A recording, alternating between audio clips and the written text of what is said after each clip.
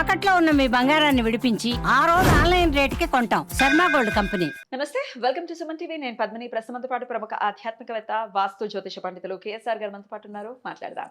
Sir నమస్తే. Sir నమస్తే. Sir, ద్వాదశ లగ్నాలు ఏవైతే ఉన్నాయో, రాసులే లగ్నాలు, లగ్నాలే రాసులు తెలిసినటువంటి విషయం. అయితే లగ్నాలు ఇప్పటికే కొంతమందికి తెలియదు అనుకోండి. మా లగ్నం ఏంటో మాకు తెలియదు అంటే టైంని బట్టి లగ్నం అనేది ఏర్పడుతుంది, ఎప్పుడు పుట్టామో అనే దాన్ని బట్టి. రైట్. లగ్నమే ప్రధానమని ఖచ్చితంగా పెద్ద పెద్ద జ్యోతిష్కులు, పెద్ద పెద్ద వాళ్ళు ఏంటి అందరూ చెప్తారు. రైట్. అయితే మరి ఈ పవర్ఫుల్ లగ్నాల కింద కన్సిడర్ చేసే ఈ 12 లగ్నాల్లో ఏదైనా ఉంటుందా అట్లా లగ్నాల కింద కన్సిడర్ చేసేవి? మీరైతే చూస్తారా? ఏమిటి మీ అనాలిసిస్? తప్పకుండా. అయితే ఏ లగ్నమైనా సరే, దేనికైనా సరే ఒక సముచిత స్థానం అనేది అయితే ఉంటుంది. అంటే ప్రతిదీ పవర్ఫుల్ అంటే దేనికి పవర్ఫుల్ అనేది ఓకే, ఒక్కొక్క పాయింట్ లో ఒక్కొక్క లగ్నం అనేది పవర్ఫుల్ ఉండదు. మరి అలా చెప్పండి సార్. ఇప్పుడు మేష లగ్నం ఏ పాయింట్ మీద పవర్ఫుల్ అనేది చెప్పండి సార్. సో అలా చెప్పుకోవడానికి కొంతవరకు ఉపయోగం అనేది ఒకటి, కొంత ఏమంటాం అనువుగా ఉంటుంది. అనుకోండి. కానీ ఓవరాల్ గా ఈ లగ్నం సూపర్ పవర్ఫుల్ అని చెప్పడానికి లేదా సార్? పవర్ఫుల్ ఏ లగ్నం కూడా చెప్పలేం. కొంతమంది తెలియక లగ్నం అనేది పవర్ఫుల్ ఎప్పుడు అవుతుంది అంటే ఏ మనిషి అయినా ఆ లగ్నంలో పుట్టి రాణించినప్పుడు అవుతుంది. కానీ ఆ మనిషి రాణించాలి అంటే కనుక లగ్నంతో పాటు మిగతా కొన్ని భావాలు బాగున్నప్పుడే కదా. డెఫినెట్లీ. సో అలా పైగా ప్రతి ఒక్కడు కూడా ఇప్పుడు మీరు మాట్లాడటంలో దిట్టు ఉండొచ్చు. సో మీ లగ్నానికి మాటలు ఇచ్చాడు అనుకోవచ్చు. సో నా లగ్నానికి పరాక్రమం ఇచ్చాడు అనుకోవచ్చు. కరెక్ట్. ఇంకో ఆయనకి భోగాలు ఇచ్చాడు అనుకోవచ్చు, ఇంకో ఆయనకి రోగాలు ఇచ్చాడు అనుకోవచ్చు. సో అందుకని ఏ లగ్నం దేంట్లో పవర్ఫుల్ అనేది చూసుకోవాలి. కొంతమందికి తెలియని విషయమో లేకపోతే బయట కామన్ గా వచ్చేసింది, అది ఎలా వచ్చేసిందో తెలియదు. వాడికే ఉంటారు వాడిది సింహలగ్నం అని అంటుంటారు. పేరుని బట్ట లేకపోతే నిజంగానే సింహలగ్నం అంత పవర్ఫుల్ అనేది తెలుసుకోవాలి అని అనిపిస్తూ ఉంటుంది. రైట్. ఖచ్చితంగా. అంటే ఇక్కడ మన లగ్నాలు బట్టి కొన్ని అయితే అర్థమవుతాయి గ్యారంటీగా. బేసిక్ పాయింట్స్ అనేది అంటే సింహలగ్నంగా అనేప్పటికీ ఏంటంటే సింహలగ్నానికి బేసిక్ అంటే మనం ముందు మేష నుంచి చెప్పేసుకున్నాం. సో మేష లగ్నానికి వచ్చేప్పటికి ఏంటంటే ఎప్పుడైనా సరే అత్యంత పరాక్రమంగా చూపించవలసిన విషయాలు అంటే మిలిటరీ వాళ్ళు కావచ్చు, సో సైనిక పదవుల్లో ఉండేవాళ్ళు కావచ్చు. సో ఏదైనప్పటికీ కూడా ఒక శారీరకంగా దృఢత్వం ఉండేవాళ్ళు, లేదా ఇంకా కొద్దిగా ఇంకా పవర్ఫుల్ అయితే మనం కొన్ని ఏమంటాం డిక్టేటర్లు, నియంత్రణ అంటాం కదా. సో ఇలాంటి వాళ్ళు ఇద్దరు కూడా మనకి ఇటు మేషం కానీ వృశ్చికంలో కానీ ఉండటం అనేది ఉంటుంది. ఎందుకంటే బేసిక్గా కుజుడు కదా. సో అందుకే మేషం వృశ్చికం రెండు కూడా ఆ రకంగా ఇప్పుడు మనకి అందుకే ఇవాళ ఎవరైతే మన ప్రధానమంత్రి 3 సార్లు అలంకరించారంటే ఆయన వృశ్చిక లగ్నం అయింది. ఎందుకంటే ఆయన ఒక రకమైన డిక్టేటర్. అంటే నేను హిందూ అంటే హిందూ, నేను ఇదంటే ఇదే ఉంటుంది. ఇంకా సెకండ్ థాట్ అనేది వాళ్ళకి ఉండదు. సో అది మంచి వెళ్తారా చెడు వెళ్తారా అనేది తర్వాత ఆలోచిస్తాం.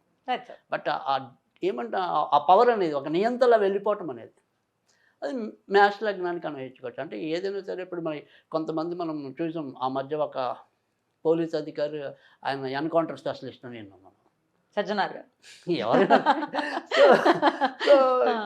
అంటే వాళ్ళ దాంట్లో ఆ పదవి ఖచ్చితంగా వాళ్ళకి ఎక్కడెక్కడ ఆ మేషము వృశ్చికము తాలూకు లక్షణాలు ఉంటాయి గ్యారంటీగా. దాన్ని కనెక్ట్ అయ్యి ఉంది అని అనుకోవచ్చు.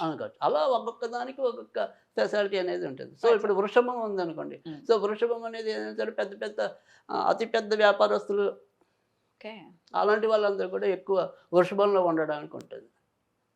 సో మిథునం వచ్చేప్పటికి ఏంటంటే సాధారణంగా మీకు ఈ ఏమంటారు అకౌంటెంట్స్ అంతా ఉంటారు కదా, సిఏ చదివిన వాళ్ళు, ఇలాంటి పెద్ద పెద్ద అకౌంట్స్ ఉంటారు కదా, మంచి బ్రెయిన్. అలాంటి వాళ్ళందరూ కూడా మిథునంలో ఉంటారు. సో ఈ కర్కాటకంలోకి వచ్చేప్పుడు మంచి మంచి పొలిటీషియన్స్ అందరూ దాంట్లో ఉంటారు. సో అంటే కర్కాటకం ఇప్పుడు రాజకీయ నాయకులు బేసిక్ లక్షణం ఏముంటుంది, మాస్ ఫాలోయింగ్ అనేది ఒకటి. రెండోది ఏముంటుంది, వాడి నిర్ణయాలు ఎప్పటికప్పుడు మారిపోతూ ఉంటాయి. అంటే ఆ టైంకి నోటికి నాకు ఏదొస్తే అదే మాట్లాడతా, ఎందుకంటే కదా. సో అందుకని దాంట్లో రాజకీయ నాయకులు బాగా ఉంటారు, రాణిస్తారు. ఎక్కువ మంది అంటే మీకు నచ్చినా నచ్చకపోయినా అభిమానించే వాళ్ళకి అభిమానించిన ఈవెన్ సోనియా గాంధీది అదే. సో కర్కాటక లగ్నం అనేది అట్రాక్షన్ ఉంటుంది. మాస్ ఫాలోయింగ్ అనేది కర్కాటక లగ్నం ఏంటంటే సాధారణంగా వాళ్ళు నవ్వు ముఖం అనేది ఎక్కడొక్కడ ఉంటుంది. సో బాగా చంద్రుడు పాడైపోతే తప్ప జనరల్గా బాగానే ఉంటుంది. ఇంకా సింహ లగ్నం అని ఇందాక మనం వచ్చాం. సింహ లగ్నానికి ఏమవుతుందంటే కనుక ఈ భేషజాలు అనేది ఎక్కువ. అంటే ఐ మీన్ వాడికి ఉన్నా లేకపోయినా పాల్స్ ప్రిస్టేజ్ అంటాను చూడండి, అలాంటిది కొద్దిగా సింహ లగ్నంలో ఎక్కువ ఉంటుంది. సో నేను సుఖపడాలి, నా పక్కన ఉన్న వాళ్ళని సుఖపెట్టాలి అనుకునేది సింహలగ్నం ఉంటుంది. కానీ సెల్ఫ్ ఐడెంటిఫికేషన్ అనేది ఎక్కువ కోరుకుంటుంది. సింహం అనేది ఏంటి, రాజు కదా. అవును. సో సింహలగ్నం వాళ్ళకి ఏంటంటే ఈ 10 మంది చేత ఎప్పుడు కూడా పొగిడించుకోవాలి. అది ఇష్టపడతారు. అది ఇష్టపడతారు. లోపల చాలా ఎక్కువ ఫీలింగ్ ఉంటుంది. కాకపోతే పాపం సింహలగ్నం వాళ్ళకి ఏంటంటే అందరికి చేస్తూ ఉంటారు కానీ జనరల్గా ఆ రకమైన ఇది రాదు. అవతల నుంచి అదే రకమైన రెసిప్రొకేషన్ రాదు. అందుకని ఫీల్ అవుతాడు. బట్ బేసిక్గా సింహలగ్నం అంటే ఏదైనా సరే 10 మందిలో రాజులా ఉండే వాళ్ళు ఎవరైనా ఉంటే సాధారణంగా సింహలగ్నం అయి ఉంటుంది. ఇక కన్యా లగ్నము, మిథున లగ్నము ఇంచుమించుగా ఒకటే. కానీ కన్యా లగ్నంలో ఏంటంటే మీకు ఈ మంచి మంచి ఫోటోగ్రాఫర్స్ కానీ, తర్వాత రైటర్స్ సంభాషణలు రాస్తారు చూడండి సినిమాలకి, వాటికి అలాంటి వాళ్ళందరూ కూడా ఈ మాటలు పాటలు ఇలాంటి వాటికి కన్యా లగ్నం చాలా బాగుంటుంది. అది దాంట్లో వాళ్ళు రాణించడానికి ఉంటుంది. సరే, ఇంకా తులా లగ్నం అందరికీ తెలిసింది. ఎక్కువ శాతం అంతా కూడా మనకి సినిమా పరిశ్రమ వాళ్ళందరూ కూడా మంచి మంచి నటులందరూ దాంట్లోనే. చిరంజీవి ఏంటి, కమల్ హాసన్ ఏంటి, ఒకప్పుడు పద్మిని ఏంటి, మంచి యాక్టర్. మీకు పద్మిని మీకు తెలుసో లేదో, ఆవిడ పేరే నాకు పెట్టింది మా అమ్మగారు. చాలా బాగుండేదని అప్పట్లో పేరు ఆవిడకి. సో ఇలాంటి వాళ్ళందరికీ తులా లగ్నం.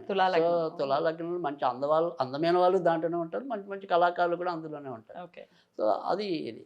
సో మేషం గురించి ఇందాక ఒకేసారి చెప్పుకున్నాం, కొద్దిగా డిక్టేటర్ టైప్ అని చెప్పి. సో ధనుర్లగ్నంలోకి వచ్చేప్పటికి ఏంటంటే అత్యంత ఇప్పుడు తిరుపతి ఉండే పెద్ద పెద్ద పూజారులు అనుకోండి, ఇలా ఒక ఈ పౌరాణిక వ్యవస్థ అనుకోండి, లేదా పురోహిత వ్యవస్థ అనుకోండి, ఇలాంటి వాళ్ళందరూ కూడా ధనుర్లగ్నంలో ఎక్కువగా రాణించడానికి ఉంటుంది. అంటే కొంచెం ఆధ్యాత్మికంతో ముడిపడి జీవితం ఉంటుంది. సో లేదా పెద్ద పెద్ద ఈ దేవాలయ ధర్మాదాయ శాఖలకి ఎగ్జిక్యూటివ్ ఆఫీసర్లుగా ఉంటారు చూడండి, కీలకమైన పదవులు. అలాంటి వాళ్ళు ఎక్కువ ధనుర్లగ్నంలో ఉండడానికి ఉంటుంది. ఈ మకర లగ్నం ఏంటంటే సాధారణంగా భూమిపుత్రులు, అంటే రైతులు, వాళ్ళకి నాయకులు, కమ్యూనిస్టులు, కామ్రేడ్లు, ఇలాంటి వాళ్ళందరూ కూడా మకరంలో ఉండడానికి ఉంటుంది. సో కుంభంలో ఉన్న వాళ్ళు ఏంటంటే పెద్ద పెద్ద ఇండస్ట్రియలిస్టులు అందరూ కూడా పారిశ్రామికవేత్తలు, అచ్చ తెలుగులో చెప్పాలంటే. సో అలాంటి వాళ్ళందరూ కూడా దాంట్లో ఉంటారు. సో ఇందులో మీనంలోకి వచ్చేప్పటికి ఏంటంటే ఏదైనా సరే ఒక కళారంగంలో విస్తృతమైన పేరు సంపాదించాం. అంటే సంగీతంలో మనకి ఏదైనప్పటికీ ఇప్పుడు ఏమంటాం, అన్నమయ్య గీతంలో మనకు శోభారాజు అని ఇలా ఎలాగైతే పేర్లు ఉన్నాయో అలా దాంట్లో ఒక గుర్తింపు పొందటం అనేది, ఒక క్రీడలో విరాట్ కోహ్లీ అనుకోండి, సచిన్ టెండూల్కర్, అలా ఏదైనా సరే ఒక ప్రత్యేకమైన టాలెంట్, అలాంటి టాలెంట్ అన్నీ ఉన్నవి మీన లగ్నానికి ఉంటాయి. ఓ ట్రెండ్ సెటర్స్ లాగా ఉంటారా వాళ్ళు ఉన్నటువంటి ఫీల్డ్ కి సంబంధించి? అంతవరకు దాంట్లో బాగా విపరీతమైన పేరు ప్రతిష్టలు సంపాదించడం. సో అది మీన లగ్నానికి ఎక్కువ ఉంటుంది. సో అందుకని ఏ లగ్నం కూడా తీసి పారేయడానికి లేదు.